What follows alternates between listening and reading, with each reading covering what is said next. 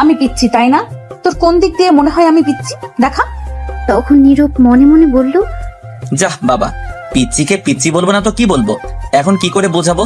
তখন তানিয়া আবার বলল, ভালো করে আমার পা থেকে মাথা পর্যন্ত তাকিয়ে দেখ আমি পিচ্ছি কিনা। তুমি তো পিচ্ছি, এটা আবার বলার কি আছে? আর আমায় তুই করে বলছো কেন?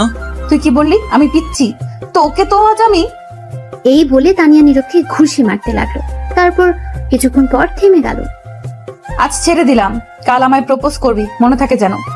নীরব আর কিছু না বলে চুপ করে দাঁড়িয়ে রইল আর মনে মনে বলল, কি সাংঘাতিক মেয়ে ভাই রে, ঘুষি দিয়ে হাড্ডি গুড্ডি মনে হয় নড়িয়ে ফেলছে।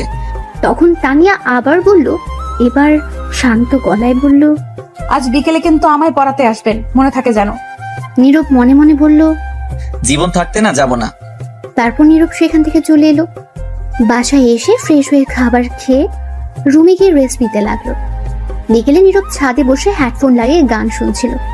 হঠাৎ তার আম্মু ছাদে চলে আসলো আর এসে হেডফোনটা টান দিয়ে নিয়ে গেল।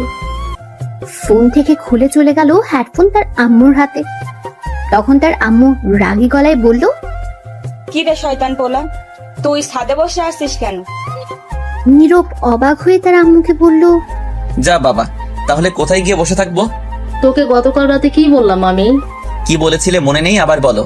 তোকে না গতকাল রাতে বললাম তোর রফিক চাচার মেয়েকে গিয়ে পড়াতে?